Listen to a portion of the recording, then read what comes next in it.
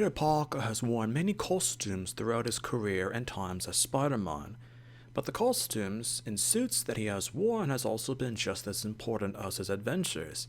From a reflection of the times that the hero has been in adventures through, to being a physical representational tool by writers to put their own personal mark on the fictional hero for all time. Specific Spider-Man costumes will be commented on, from their origins to their features to complement Spider-Man's powers and abilities. Prior to the 1980s, Peter's suit was actually that, just literal tights made up from the time that he was the wrestler when he first used his power publicly, and to the fateful occasion that he failed to stop the burglar from murdering Uncle Ben. There were nothing special in terms of details about the tights that he used at the time. The origin had it that he came up with the costume himself from spare cloth that he had around his room at Aunt May's home. One very important detail about the suit is that there were specific ports at the wrists that allowed webbing to be fired through from the custom-made web shooters attached to his wrists that Peter developed, designed, and created on his own. Spare webbing cartridges and even an extra mask were sometimes kept in a utility belt that he wore beneath the torso of the costume, just like a regular belt. There were some conflicting accounts if the suit was just a three-piece uniform with mask, upper clothing with gloves for hands, shirt for chest and arms, lower clothing for entire legs, and socks for feet. Other accounts had mask, gloves, and socks being separate from the other upper and lower clothing. It was all for sake of easy travel for Peter because he often carried his costume with him and hid it at specific locations across the city where he would have easy access to it when he needed to change. At the same time, he hid his spare suits in areas that most likely would never be discovered by maintenance workers, construction workers, civilians, or even supervillains. Also, there are conflicting accounts of if he took off all his clothes except his undergarments and changed into the tights, or wore the clothes beneath the tights, wearing the clothes with his costume underneath. Perhaps the most defining aspect of the pre-1980s classic costume were the eyes. In the oldest Spider-Man comic book stories, the eyes showed no physical representation, expression in the tails, and the reader were sometimes wondering if Peter showed reaction underneath the mask. And it was, of course, never seen, because the eyes were in a fixed position within the mask. And of course, again, it cannot show any expression to help tell the story to the reader. It could not articulate the situation for the audience or Spider-Man himself in the said situation. It's also interesting that in the very first appearances of Spider-Man, his masks were very narrow, not the wide depictions that we see in modern Spider-Man comics. It's been credited to John Romita Jr. for the standard eyes seen in his mask. With the reinvention of the character visually, artistically by Todd McFarlane, the visual features of the character drastically changed. It's clearly noted that in the terms of muscular visuals, it's far easier to notice muscular details than decades prior. Also, the undeniable fact that McFarlane completely changed the depiction and expressiveness visually of webbing. Due to his visuals, his webbing became the standard form from then on into the modern era of Spider-Man comics. Excellent examples is that Spider-Man and His Amazing Friends, which was a television cartoon in the 1980s, depicted Spider-Man's webbing in specific ways.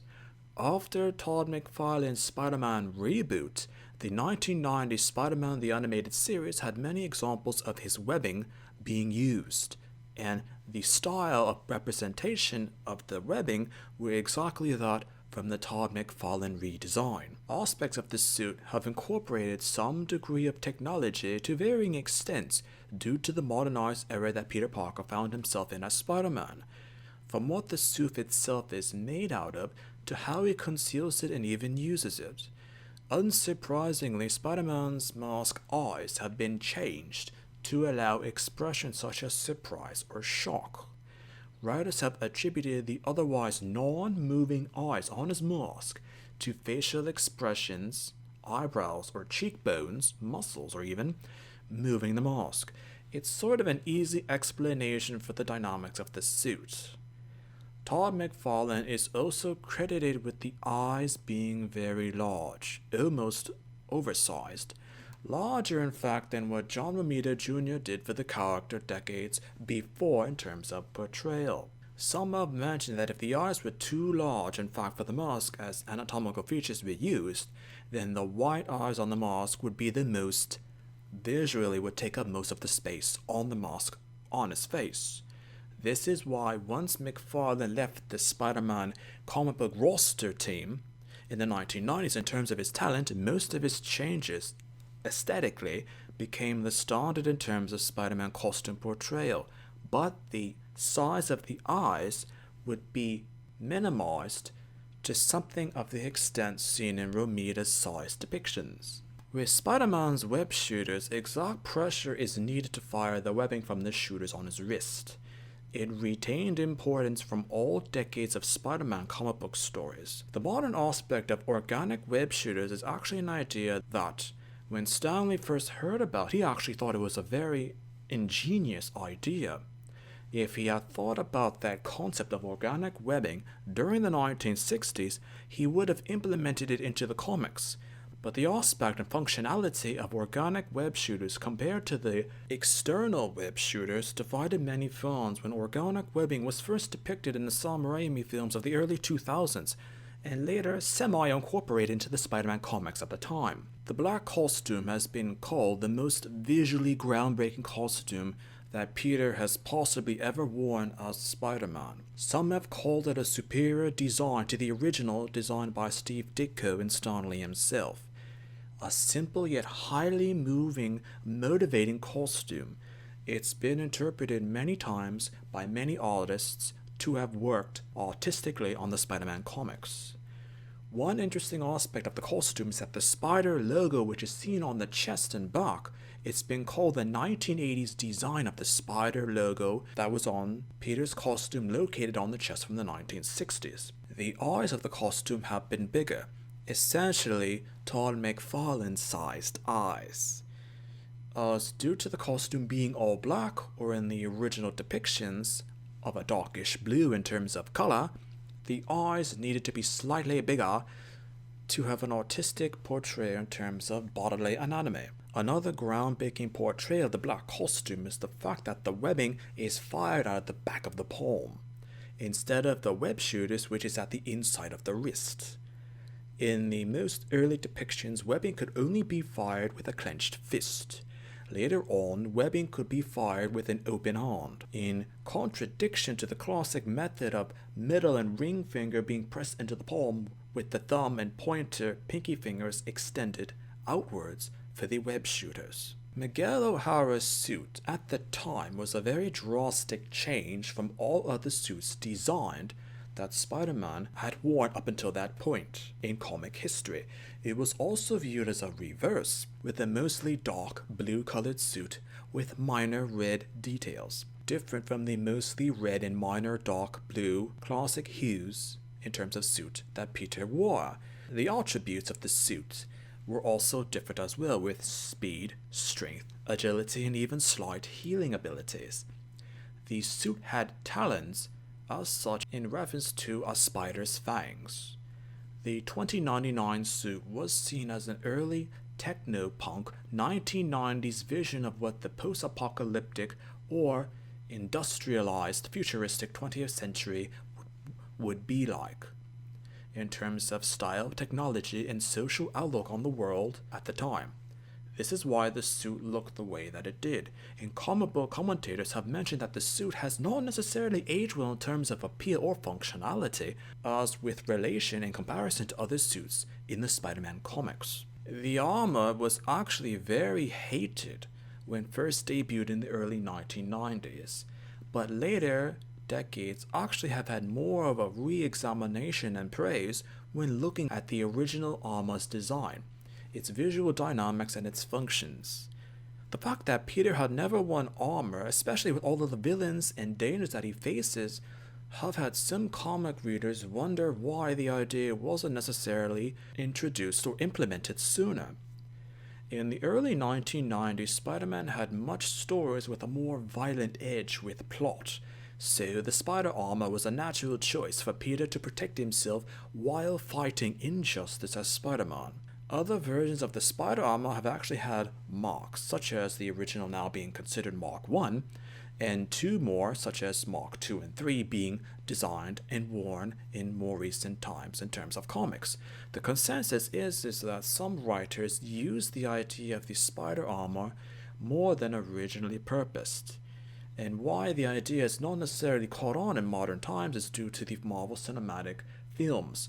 It's far too similar in scope or comparison to Iron Man's armor being Mark 1, 2, 3, and such. Much like prior reimaginings of the Spider-Man suit, the Scarlet Spider costume was generally viewed as a 1990s interpretation of what a Spider-Man costume would look like. It just being a red spandex jumpsuit with a light blue colored ripped off sleeved hooded sweatshirt. Different dynamics of the suit had the utility belt and web shooters as well as spare cartridges being worn on the outside of the suit instead of underneath the costume as in Peter's original version. Popular opinion had it that the suit at times were drastic, with some praising the design, with others not enjoying it due to the drastic departure from the styles of the suit that had had prior to the 1990s. Later discussions of the suit had popular consensus of it being more disliked, as it has not necessarily aged as well compared to other suits. The Scarlet Spider suit, as mentioned, being disliked so much that only a few years later, writers and artists and even editors decided to bring back the classic suit to a more traditional appearance, but keeping up aspects of the 1990s implemented and interpreted of the Scarlet Spider suit at the same time. The result of this being the sensational Spider-Man costume first seen in 1996, having more dynamics similar to prior suits to appease fans, as the visual aspects of the costume were actually very much universally liked by fans and remained an important aspect of Spider-Man comics for the rest of the 1990s. The Ultimate Spider-Man comics were a drastic retelling of Peter Parker's origin and adventures, but one extraordinarily even important aspect to be mentioned is the fact that his costume was nearly exactly that of pre-1980s Spider-Man, with the exception of the eyes in his mask. Marvel editorial decisions at the time had it that with the Ultimate line first debuting, and Spider-Man being the first book, the flagship brand of the series, of the comic book line even, that it had to be iconic, traditional, and not upset longtime fans because Spider-Man comics throughout the 1990s were not necessarily well liked in terms of story. They were even hated by some longtime readers. This is why the Ultimate costume was strictly traditional for years after debuting in the year of 2000.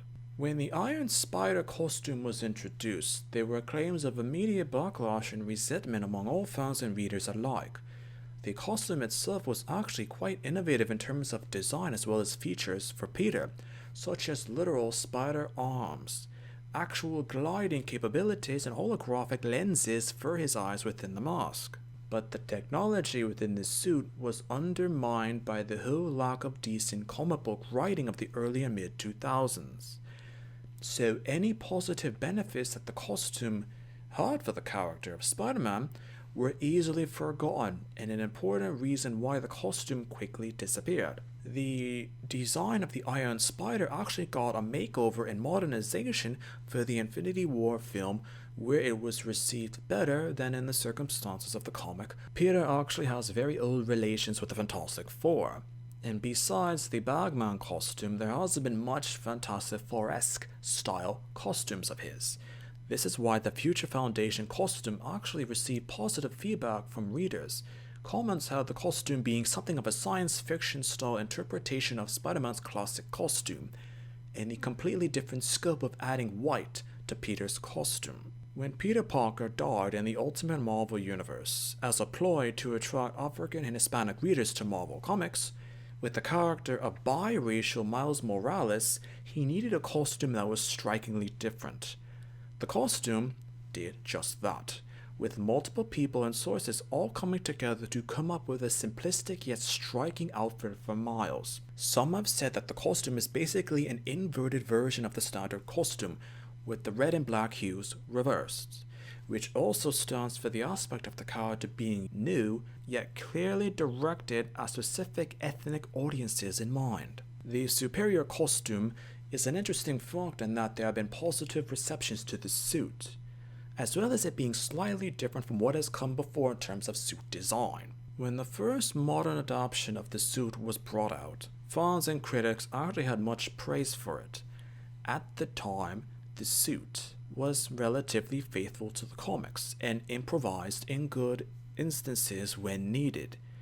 The suit was very much cloth or latex as depicted in the comics, but the film was first to arguably introduce organic webbing for Spider-Man, which would be adapted in certain situations into the comics. There were some dislikes about the suit in the film, most notably the wire mesh that depicted the webbing on Peter's costume. In the comics, the mesh webbing is actually in the suit in terms of fibers of fabric. The film had clear anatomical choices of it being separate from the suit, as the eyes on his mask were also unresponsive in terms of expression for the character throughout the film. This could also be viewed as being the film limitations of the early 21st century, which could not do such graphics. With the symbiote costume in Spider-Man 3, there were also some dislike over the fact that it was nearly identical to the red and blue costume, just solid black color, nothing else in terms of physical details. The Amazing films were produced 10 years after the Raimi films, so technology in terms of portraying and describing the suit were clearly better than they were prior, and there were of course improvements to it. However, key aspects of the suit remain the same, such as the webbing design on top of the suit as opposed to being an integrated part of it, eyes in the mask, and the suit being a sort of rubber-like material. In terms of film portrayal of suits, the official Marvel Cinematic Universe films have been arguably the most faithful, with modernized adaptations of classic suits and a theoretical correct way of explaining how the suit functions.